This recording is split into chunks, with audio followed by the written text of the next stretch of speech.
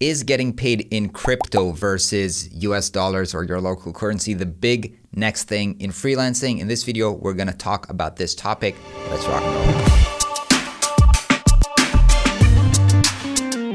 Hey design friends, what is up? My name is Ron Segal and welcome back to Flux. Flux is the best place to learn about becoming a designer and freelancing as a designer. And I want to talk today about a topic that has been on my mind with all the hype about crypto. Are we going to start freelancing and getting paid in Bitcoin, Ethereum, and all of these other coins versus US dollars, euros, or whatever the currency is where we live? I think this is really interesting topic to discuss, and I've recently kind of like shared on my Twitter. I wanted to hear from people who are actually doing this. How are they doing this? And I want to share some of the learning and perspective with you today. Maybe you're considering this. What are the pros? What are the cons? How are you doing this? And so here's what I found out. First of all, yes, a lot of people are already doing this. They're doing design work, and instead of getting paid in US dollars, they're getting paid in whatever cryptocurrency they decide on.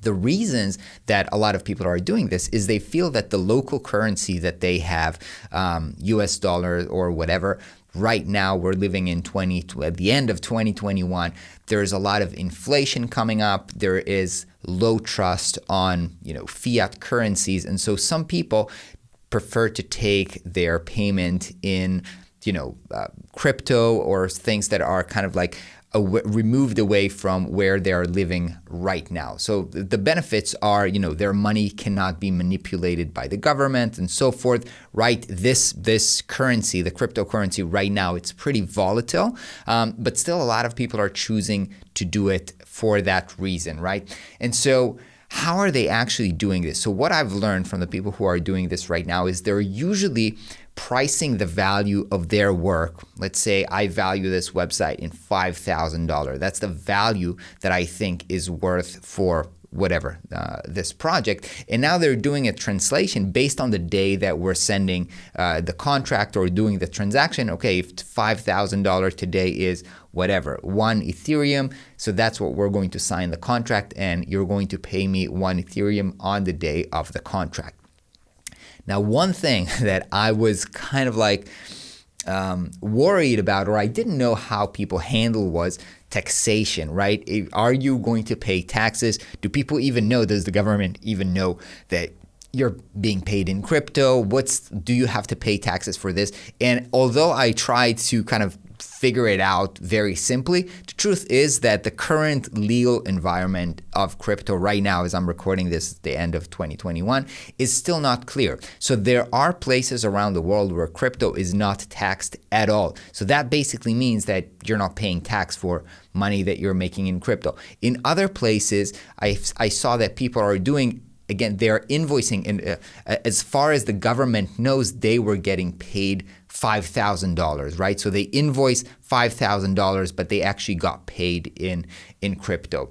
But one thing that I am seeing, and again, this really depends on where you live in the world right now, is that some banks right now, if you're starting to pull in a lot of money to your own bank account that was basically coming from crypto, some banks, depending on where you are in the world, can be worried about this. So some people mentioned in the comments, right now I'm trying to save up for a house. And so if I start pulling up so much money from crypto into my bank account, it's going to be a problem. The banks and the government doesn't know necessarily where this money is coming from. It's hard to explain. And so they're going to give me problems. So right now I'm choosing not to do it.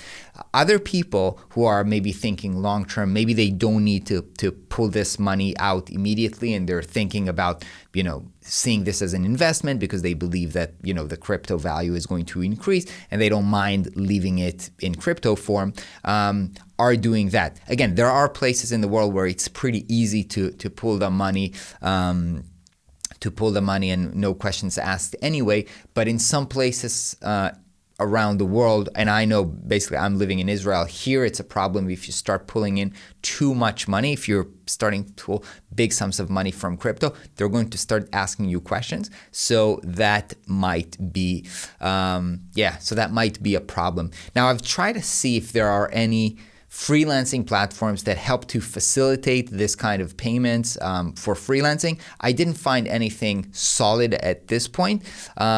But I do think that we're seeing that the world is going into this Web3 world where crypto is probably going to be the infrastructure of how we're doing transactions. There's a lot of open questions about the technicalities of it, the fees, the environmental questions, but it looks like a lot of forces are going in that direction. So I think it's really, really interesting.